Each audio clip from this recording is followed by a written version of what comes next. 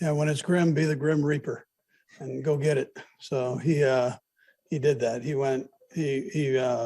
made everybody around him better, which he is great at. And he just does it effortlessly. When it gets tough, he's going to be there battling, and players appreciate that. The rules are what they are, and I can't complain about that, because if it was the other way around, we'd be celebrating too. So it is what it is at this point, and we didn't make enough plays tonight. Man, I tell you what, this feels like the day after the Super Bowl. I have not been this excited to do a show in a long, long time.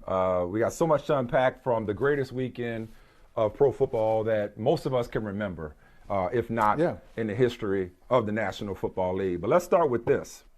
Do you have more of a problem with how the Bills handled the last 13 seconds of regulation, or with the NFL's overtime rules, which, as we all know, allow Josh Allen to be sitting on the sideline watching Patrick Mahomes get a chance to go down the field, and he doesn't get a possession? Because how many times do we have to see, whether it's Aaron Rodgers, whether it's Patrick Mahomes a couple of years ago, or Josh Allen last night, how many times do we have to see some superstar quarterback not get a shot in overtime because the NFL and their overtime rules act like we got somewhere else to be and something better to do, as if we're in a rush to get this thing over with? Everybody deserved better. This weekend deserved better. The NFL deserved better. The Bills, despite that screw up at the end of regulation, deserved better. The game deserves better. I went to bed last night with such an unsatisfying feeling after a phenomenal weekend. Okay. I know, based on what you just said, you asked me a question, you gave me the answer. And I answered my own question. That you answered your own question. Yeah. Okay, and I like that. I appreciate that. We've known each other for a long time. I think I'm still capable of surprising you after all these years. So if you don't mind, I'm going to quote my friend Mike Smith. What Mike Smith how he might say it, may not be your opinion, but how he might say something. Is a new overtime system going to change the shitty defense that the Buffalo Bills played in the final 13 seconds of the game? You ain't see that coming. You didn't think I would say anything like that. There you go. I've been sitting dead red fastball. I had that in my back pocket for a long time. It felt good coming out of my mouth. But I got to tell you, though, in all seriousness, look, I've heard a lot of people say this today. Oh, the defense, overtime is bad. Okay, look, overtime rules, I think those are two separate conversations. Overtime rules can be improved. But Michael Smith, 13 seconds left in the game. 13 seconds. And all you needed to do, number one defense in football, I kept hearing this. Number one defense in football. Number one points allowed, number one in third down conversions, number one in this, number one in that, number one in that, number one in that. All you got to do. I should have known you were going to go here. No. The Bills hater but talking. I'm telling you. Yeah, it is. No, this I know. Yeah, it is. No, this is not Bills hater. Because I got love for this game. But what I'm saying, I don't care who it is. You know what? Here it is. You're the number one defense in football. You know they're not throwing the ball. You know they're running. You know they're not running the ball because it wasn't the kind of game they're going to run the ball anyway. But in that situation, 13 seconds, they've got to get about 45 yards in 13 seconds to put them in position to kick a field goal, and you didn't stop it. I'm sorry. This is not the game. You don't have any leverage. Show your work. You didn't show me enough work for me to say, yeah, I got to change the overtime rule. This isn't a new argument. Wait, hold on. This is not a new argument. People have been advocating for changing these rules for a long time. It's just the latest example. A new situation. And the latest opportunity for the NFL to be proactive and not reactive, okay? First of all, that should have been a squib kick. No, hold on. I'm with you. That should have been a squib kick. Let's start with that. That probably should have been a squib kick. The only reason I say probably is because who knows what had happened with a squib kick, okay? A lot of other things could have happened. That's right. But nonetheless, that saved them time. I don't have a problem with that. Secondly, okay, I don't have a problem with the kick. This was about the brilliance of Patrick Mahomes, Tyreek Hill, and Travis Kelce, where only for Patrick Mahomes, I don't even know if it applies to anybody else, but only for Patrick Mahomes is 13 seconds too much time.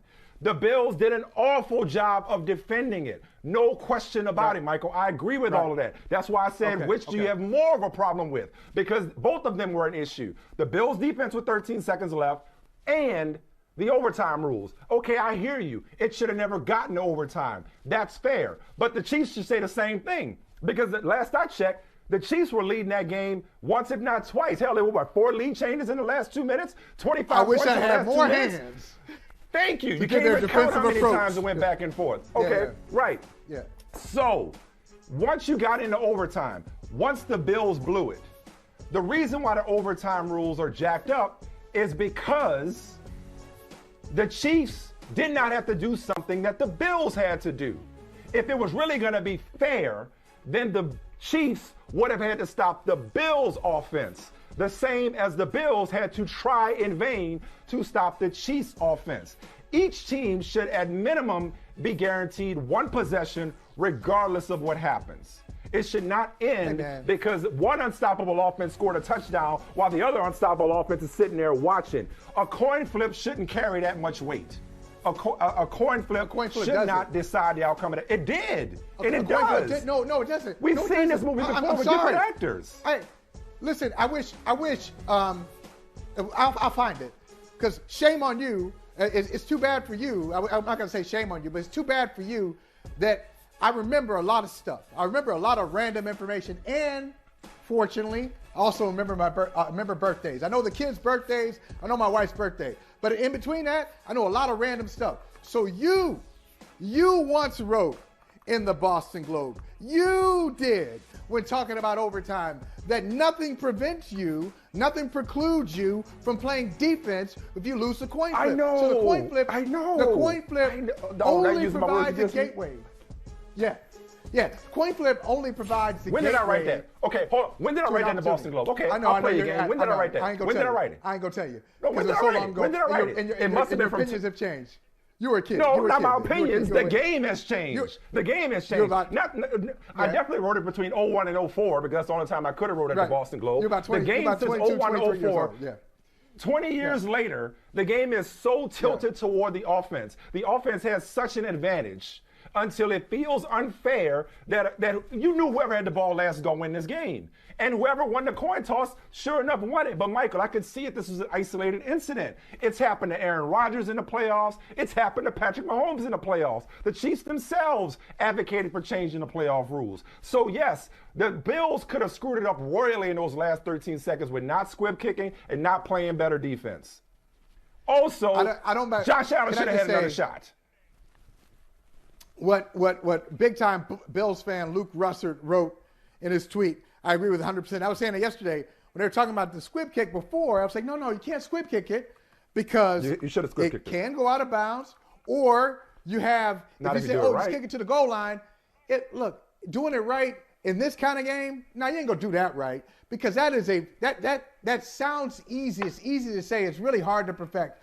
Kicking it out at a 1 yard line or 2 yard line, getting it at just before the goal line, what can go out of bounds? That's not a squib kick. A squib kick means just kick it on the ground. Where time is right. It's not about. It's about run. They know how to squib kick. They practice squib kicks. Where's it going to be? With much less time. With much less time. The point is not the distance. You give yourself up. That makes. Then you're not giving up. You're not running 2 plays.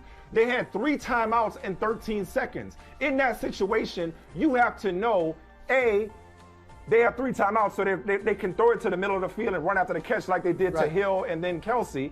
But B, even before that, you're saving them time by not squib kicking. It was. But they wouldn't have had to play defense for 2 plays if you squib kick. That's why. Mike, think about what you're saying. Mike, think about what you're saying. And I'm so glad. I know you did, but I'm just saying, just listen to yourself. You're saying they wouldn't have had to play defense for 2 plays. 2 plays.